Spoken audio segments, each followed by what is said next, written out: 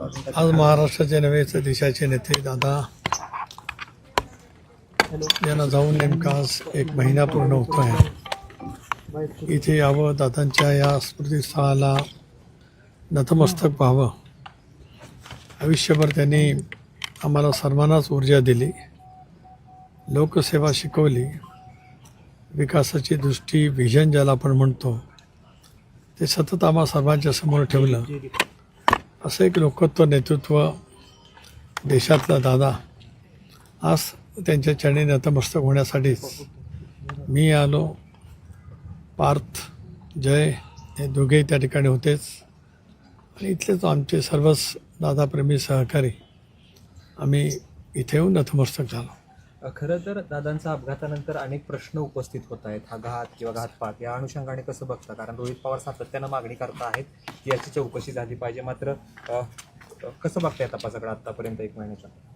सुरुवातीपासूनच राष्ट्रवादी काँग्रेस पक्षाची माझ्यासहित आम्ही सर्वांची भूमिका राहिली की अशा वेळीचे ज्यावेळेला विमान अपघात घडतात त्यावेळेला जे एक तपासाची यंत्रणा, स्वायत्त यंत्रणा भारत सरकारने स्थापन केलेली आहे त्यामार्फत चौकशी केली जावी. आणि पहिल्या दिवशी तशा वेळीची चौकशी त्या खात्याच्या केंद्रीय मंत्री महोदयांनी केली. मुख्यमंत्री आले होते, त्यांनीसुद्धा CIDच्या मार्फत तशा पैकी चौकशीचे आदेश त्या ठिकाणी दिले आणि तशी चौकशी सुरू झाल्याचं आम्हाला माहिती देण्यात आली. तदनंतर राज्याच्या उपमुख्यमंत्री वहिनींच्या नेतृत्वाखाली आम्ही सारेजण मुख्यमंत्री महोदयांना भेटलो आणि पक्षाच्या वतीने एक निवेदन दिलं की या साऱ्या घटनेची पूर्णपणाने CBIच्या मार्फत चौकशी केली जावी. मुख्यमंत्र्यांनी दुसऱ्या दिवशीच त्यांच्या सहीच्या पत्रासहित केंद्रीय गृहमंत्रालयाकडे माननीय अमित शहांकडे पत्रव्यवहार केला आणि आता CBIच्या मार्फतसुद्धा त्याची चौकशी त्या ठिकाणी सुरू होईल. खरं आहे की याच्यातलं जे काही सत्य आहे, वेगवेगळ्या व्यक्तींनी या संबंध घटनेच्याबद्दल काही प्रश्न निर्माण केलेत, काही त्यांचं त्या संदर्भातलं मत जे आहे काय ते व्यक्त केलं आहे. राष्ट्रवादी काँग्रेस पक्षाचा अध्यक्ष म्हणून सुरुवातीपासूनच मी आणि आमच्या सर्व वरिष्ठ सहकाऱ्यांची ही भूमिका राहिली की यंत्रणेच्याद्वारे तपास करत असतानाच ज्या बाबी आज उपस्थित केल्या गेल्यात त्या ज्यांनी कोणी उपस्थित केल्या असतील त्या बाबीच्या सह या तपासाचा तपास सखोलपणाने त्या ठिकाणी व्हावा. एकदा आम्ही ही मागणी केली की जागतिक स्तरावरती सुद्धा अशा ज्या काही संस्था आहेत की अशा वेळीच्या विमान अपघाताची ती चौकशी करत असतात, त्याही तपास यंत्रणेची मदत आवश्यकता असेल तर या बाबतीमध्ये त्या ठिकाणी घेतली जावी. कारण दादा केवळ महाराष्ट्राच्या सीमित नेतृत्व नव्हतं तर देशातील 130 कोटी जनतेला दादांच्या त्या दुःखद निधनाने प्रचंड प्रमाणावरती हळहळ त्या ठिकाणी वाटलेली आहे. म्हणूनच या साऱ्याचा जो अहवाल असेल, तपशील असेल, तो देशातील जनतेच्या समोर लवकरात लवकर यावा ही आम्हा सर्वांचीच मागणी आहे. ज्या पद्धतीने तपास चालू आहे, ज्या पद्धतीनं यंत्रणा तपास करते त्या पद्धतीनं जर तपास झाला तर न्याय मिळणार नाही अशी रोहित पवारांची भूमिका आहे. तुम्हाला काय वाटते? असं नाही, कोणाला काय वाटतं त्याच्याबद्दल मी भाष्य करणार नाही, पण मी सुद्धा गेले 35 वर्ष सार्वजनिक जीवनामध्ये आहे. तपास यंत्रणाने तपास सर्वदूर पद्धतीने करावा. ज्या ज्या शंका उपस्थित केल्या गेल्यात अनेकांच्याकडून त्या सर्व शंका समजून सुद्धा घ्याव्यात आणि त्याच्या अनुषंगाने सुद्धा तपास त्या ठिकाणी केला जावा. म्हणजे तपासामध्ये त्या पद्धतीने तपास केला की नाही याची सुद्धा त्रुटी कुठे राहता कामा नये हे राष्ट्रवादी काँग्रेस पक्षाची मागणी त्या ठिकाणी. दादांच्या जाण्यानंतर जे राजकारण सगळं झालं त्याच्यामध्ये विशेषतः प्रफुल्ल पटेल साहेब आणि सुनील तटकरे साहेब हे विशेष टार्गेट होत आहेत. एक असं आहे की मी परवा स्पष्ट केलं, राज्याच्या राजकारणात अनेक वेळेला माहिती आहे की माझा दादांचा परिचय 1991च्या आसपास झाला, पण 99ला राष्ट्रवादी काँग्रेस पक्षाचा सहकारी म्हणून किंवा राष्ट्रवादी काँग्रेस पक्षामध्ये प्रवेश करत असतानाच माझ्याच मनोहर आमदार निवासवरती दादा आले होते. 2 तास आमची चर्चा झाली. कारण त्याच्या अलीकडच्या कालावधीमध्ये माझं 84 पासून सुरू झालेलं राजकारण एक वेगळा राज्याच्या काँग्रेसच्या मध्ये वेगळा परिचय होता.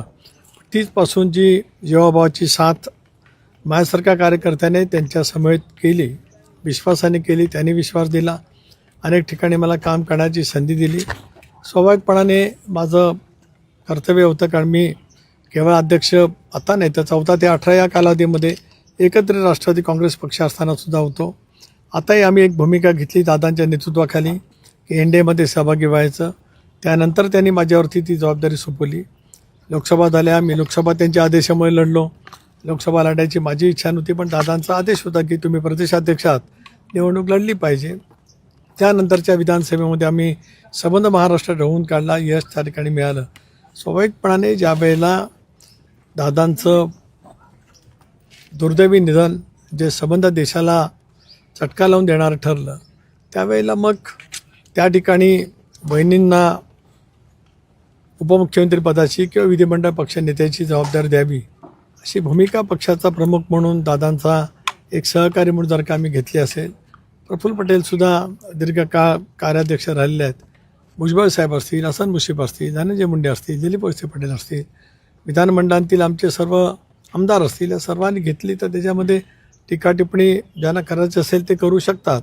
पण आम्ही आमचं प्रामाणिकपणाचं कर्तव्य बजावलं, कारण दादानंतर उत्तराधिकारी किंवा त्या संबंध ठिकाणी काम करण्यासाठीच वहिनींनी ती जबाबदारी घ्यावी अशी विनंती आम्ही सर्वांनी केली. ज्या धीरोदत्त पद्धतीने, ज्या संयमी पद्धतीने वहिनींनी या गोष्टीचा म्हणजे ही जबाबदारी केवळ कुटुंबापुरतं नव्हे तर राज्याचं जनताही आपलं कुटुंब आहे असं मानून त्यांनी ती जबाबदारी स्वीकारली, त्याच्याबद्दलही आम्ही सातत्याने ऋण त्या ठिकाणी व्यक्त करतो आहोत. आणि जबाबदारी स्वीकारत असताना पार जय या दोघांनीसुद्धा त्या जबाबदारी बहिणींनी स्वीकारत असताना जे त्या ठिकाणी सहमती दर्शवली त्याच्याबद्दल सुद्धा त्या सर्वांचेच मी ऋण व्यक्त करतो आहे. राष्ट्रवादीच्या 4 नेत्यांना रोहित पवारांनी इशारा दिलाय, महाराष्ट्र बघतोय सांभाळून बघा, कारण त्यांनी असा आरोप केला की काही जण काकींच्या खांद्यावर हात टाकतात, कोणी जर ओढतोय, हे व्हिडिओ व्हायरल झाले. त्या संदर्भात त्या ज्यांना कोणाला काय बोलायचं आहे ते बोलायचं आहे. एक बाब नक्की आहे की आम्ही निर्णय घेतल्यावर किंवा त्याच्या आधी कोण कुठे काय काय करत होतं, किती दादांच्यावरती प्रखर शहरी टीका करत होते, हे महाराष्ट्राने सुद्धा अनुभवलेलं आहे, काही नवीन नाही. बारामतीमधलं दादांचं भाषण आहे की मी एकटा आहे, बारामतीकर माझ्यासोबत आहेत, हे बारामतीकरांसुद्धा दादांच्या भाषणात मी पाहिलं आहे.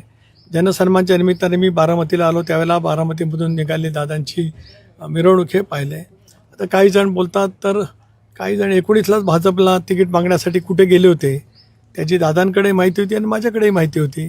त्याच्यामुळे कोण काय बोलतंय याचं आज मला हे असण्याचं काही कारण नाही. म्हणजे आता वहिनींना दाखवणारी जी सहानुभूती आहे ती वरवरची आहे असं म्हणायचं तुम्हाला? एक असं आहे वरवरची की कशी आहे हे सुद्धा राज्यातल्या देशातल्या जनतेने अनेक वेळेला अनुभवलेलं आहे.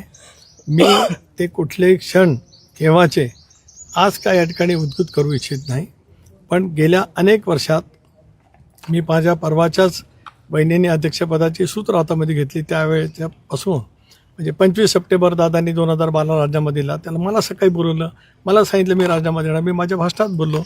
एक जवळीक विश्वास दादांसारख्या लोकत्व नेतृत्वाचं संपादन करणं ही सुद्धा माझ्या जीवनातली कसोटी होती. अशा वेळेला ज्यांच्या मनामध्ये काही वेगळ्याच भावना असतील तर ती राहू द्या ना, कारण आम्ही ते अनुभवलं ना. 23पासून ते दुर्दैवी घटना घडेपर्यंत कोण काय पद्धतीने दादाच्या संदर्भात टीका टिप्पणी करत होतं हे महाराष्ट्राला त्या ठिकाणी ज्ञात आहे. आणि म्हणूनच आज ह्या ठिकाणी स्मृतीस्थळावरती मी आलेलो आहे. पण यापेक्षा मला काय या विषयावरती अधिक बोलायचं नाही. ज्या ज्या वेळेला बोलण्याचा प्रसंग येईल त्याच वेळेला नक्कीच माझ्याकडे सुद्धा खूप माहिती आहे ना. नाही अशातला कशा अनेक क्षण माहिती नाही माहिती मांडण्यापेक्षा अनेक क्षणांचा अनेक घटनांचा मी साक्षीदार आहे. राष्ट्रवादी काँग्रेस पक्षाच्या गेल्या 26-27 वर्षाच्या वाटचालीमध्ये मला साऱ्या गोष्टी ज्ञात आहेत. तुम्ही स्मृतीस्थळावरती आज आलेला आहात. अनेक जण म्हणतायत की वहिनी आमच्या काकी आहेत, अमुक आहे.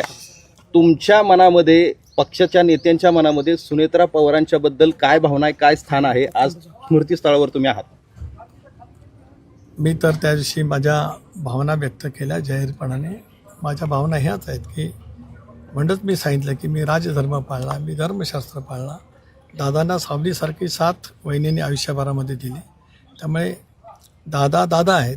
दादांची बरोबरी कोण करणार नाही, पण दादांच्या विचारावरती त्याच पद्धतीने मार्गक्रमण करण्याचा आणि विशेष करून एक कुटुंब म्हणून सर्वांना सावरण्याचं धीर देण्याचं, धीरोदात्त पद्धतीने स्वतःवरती प्रसंग आलेला असताना बहिणी ज्या पद्धतीने करतात, आम्हाला सर्वांनाच बहिणी ह्या दादांच्याच ठिकाणी आहेत. आम्ही त्याच पद्धतीने मानतो आहोत.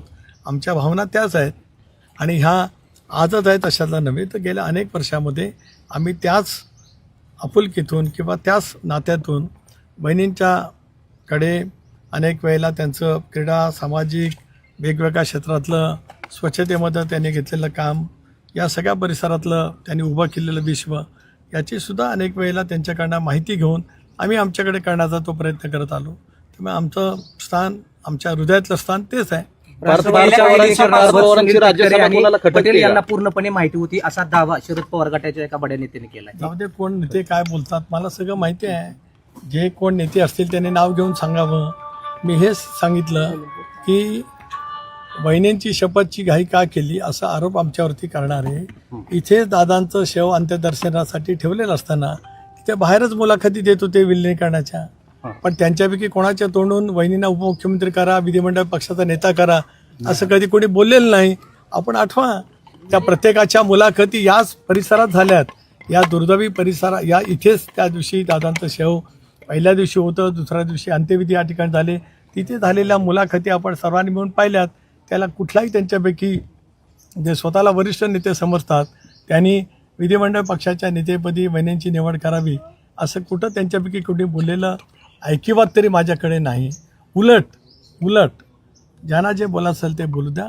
त्या 2-3 दिवसामध्ये कोण कुठे काय कशा पद्धतीने बोलत आलं त्याचं नक्कीच योग्य वेळेला, कारण आज तो क्षण नाही. आज इथे येणं आणि या समाधीस्थळासमोर नतमस्तक होणं, ह्या गेल्या 40 वर्षाची सावलीसारखी साथ मला दादांच्या समोर देता आली. तिथं नतमस्तक होणं हे माझं जीवनातलं कर्तव्य. त्या भावनेतून या ठिकाणी आलो. मला या ठिकाणच्या माझ्या येण्याचं, इथे नतमस्तक होण्याचं कुठलंही राजकीय भांडवल करायचं नाही. ज्यांना जे बोलायचं असेल तर बोलू द्या.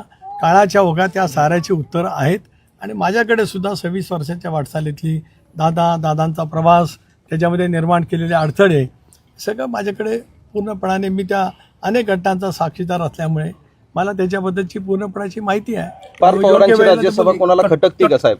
रोहित कोणाला खटको न खटको, राष्ट्रवादी काँग्रेस पक्षाने एक मताने पार्थ पवार यांना राज्यसभेची उमेदवारी दिली. मी येतानाच त्यांना विचारलं की आपण आता अर्ज कधी भरणार आहोत.